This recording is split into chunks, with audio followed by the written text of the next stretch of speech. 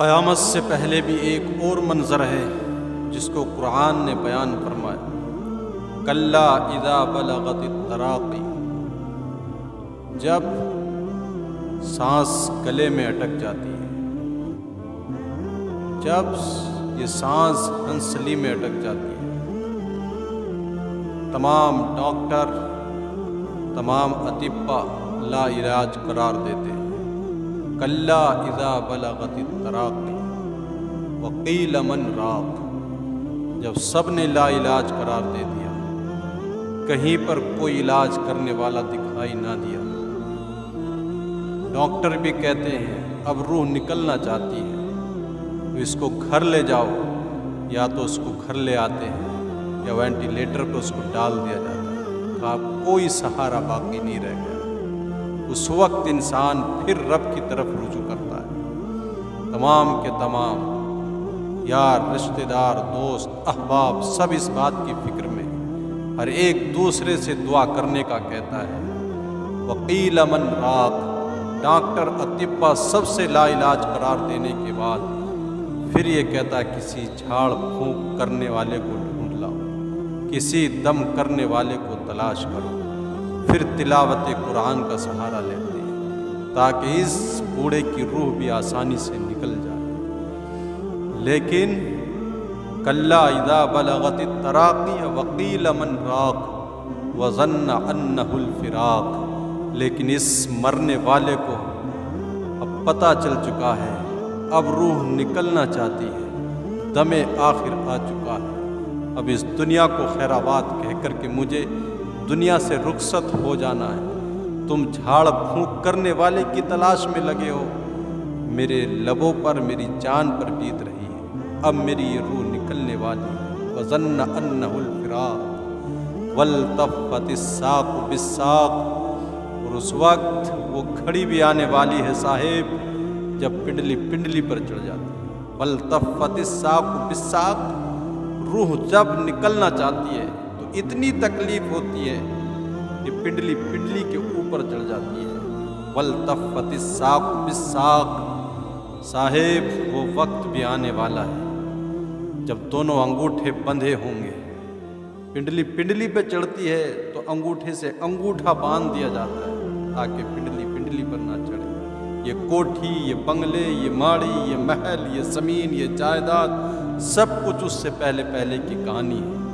جب روح قفس انصری سے پرواز کر جاتی ہے، سب کچھ یہیں رکھا دھرا رہ جاتا ہے۔ غوث اعظم فرماتے ہیں بنا تو رہا ہے، بسے گا کوئی اور آ کر، جا کر حساب تجھ کو ہی دینا پڑے گا۔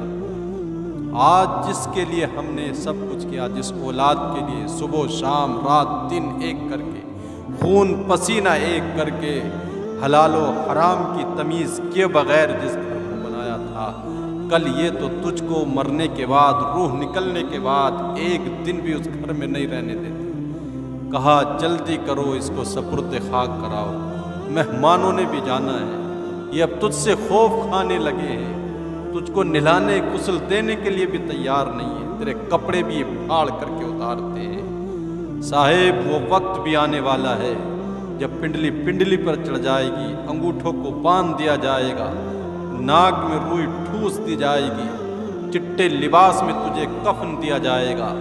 جب غسال کے سامنے تو بے بس پڑا ہوگا، یہ غسال غسل دینے والے کی مرضی ہوگی کہ وہ ٹھنڈے پانی میں نہلائے یا گرم پانی میں نہلائے، بائیں پہلو پر لٹائے، دائیں پہلو پر لٹائے، بے بس پڑے ہوں گے۔ کہا والتفت الساق بالساق، پنڈلی پنڈلی پر چڑھ جاتی ہے، اتنی تکلیف ہوتی ہے موت کے وقت۔ الی ربک یومئذ المساق، مرنے والا کہتا اب میرے جدائی کے لمحے آ چکے ہیں، اب میں اپنے رب کی طرف ہی رجوع کرنے والا ہوں۔ تو صاحب جس کے لیے تو رات دن پریشان رہا، انہوں نے تیرے ساتھ کیسا سلوک کیا، یہ تو ایک دن تجھ کو مہمان بھی نہیں رکھنے والے ہیں۔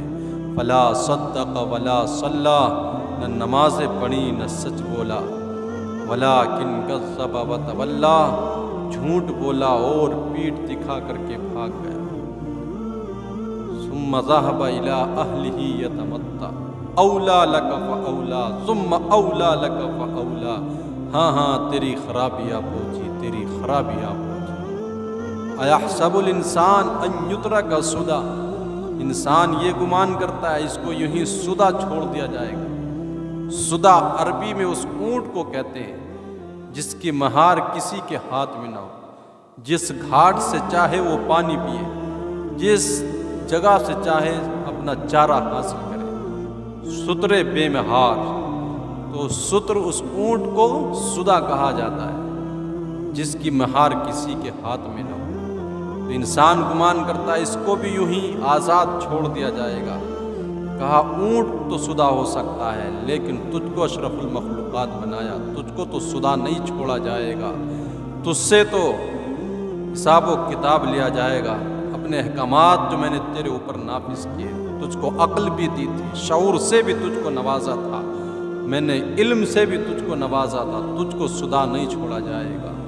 اور خاص طور سے یہ زندگی کے لمحے، یہ جوانی کے ایام، اس لیے کہ جوانی میں خواہشات عروج پر ہوا کرتی ہے، خواہشیں پاک پن ہوا کرتا ہے خواہشات کا، جوانی دیوانی ہوا کرتی ہے۔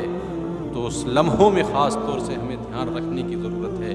کہا ایحسب الانسان ان یترک سدی، تجھ کو تو یوں ہی سدی نہیں چھوڑا جائے۔ الم یکن نطفۃ من منی یمنی، غور تو کر اپنی پیدائش، اپنی خلقت پر، ایک ناپاک قطرہ ہی تھا۔ کس نے تیرے شکم مادر میں تیرے کھانے کا انتظام کیا؟ 3 پردوں کے اندر تجھ کو رکھنے کے بعد تیرا سر تیرے گھٹنوں کے درمیان میں تھا۔ الم یکن نطفۃ من منی یمنی ثم کان علقۃ فخلق فسوی، پھر وہ ایک گوشت کا لوتھڑا بنا، پھر تیرے اعضائے بدنیہ کی تصویب کی گئی۔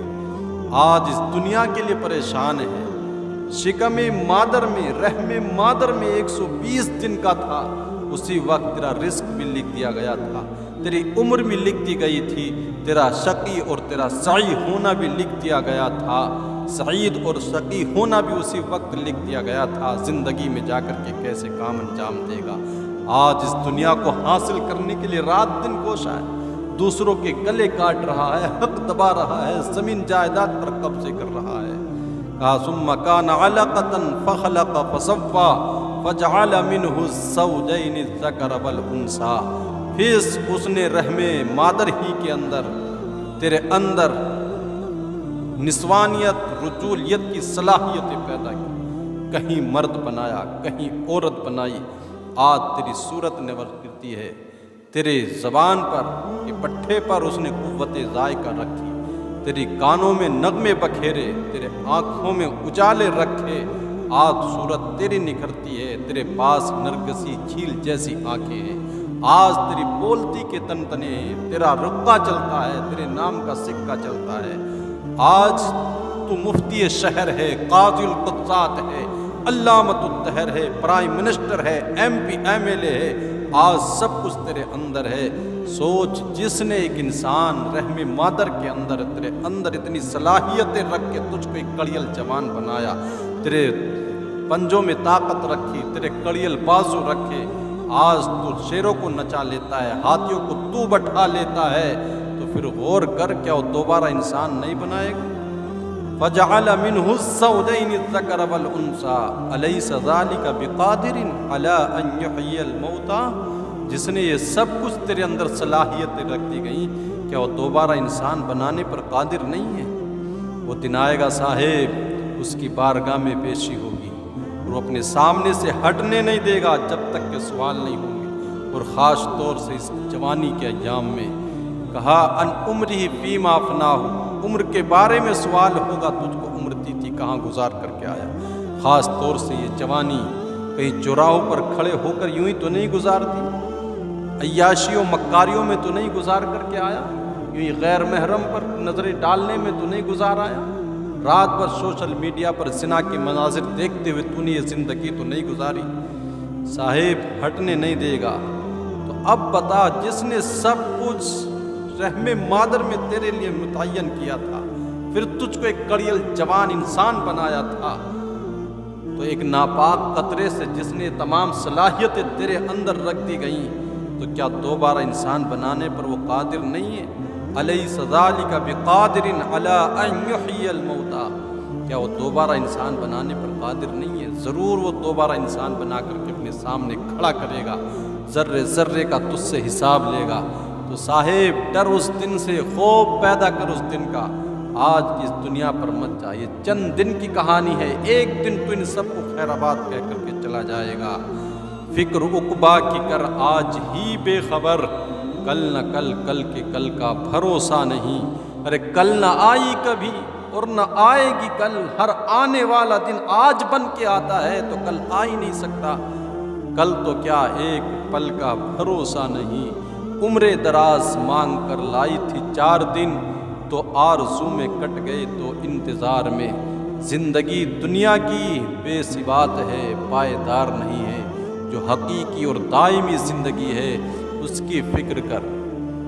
जिस कुरान के ज़रिए मरते वक्त हमने बूढ़े की रूह के निकलने में आसानी तलाश की, काश उसी कुरान से सेहत याबी और तंदुरुस्ती के दौर में हमने जीने का सलीका भी ढूंढ लिया होता। अगर जीना कुरान के दामन से सीखा होता तो मरने के लिए इन तमाम चीज़ों की तलाश की ज़रूरत ही न पड़ती।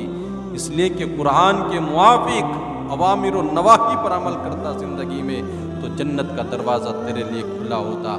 इसलिए अभी भी वक्त है, वो वक्त आने वाला है साहिब, किसी को उस बात से छुटकारा नहीं है। लेकिन उस वक्त के आने से पहले आज का पछतावा, पिछली ज़िंदगी को जहन में रख के गुनाहों से ताइब होकर रब की तहलीज़ पर आ जा।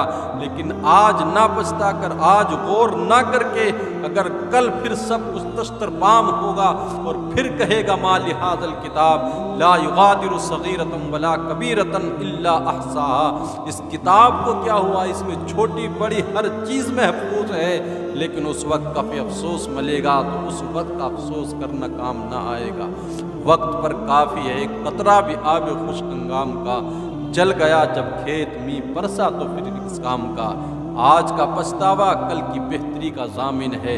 आज ले उनकी पनाह, आज मदद मांग उनसे, कल न मानेंगे क़ियामत में अगर मान गया।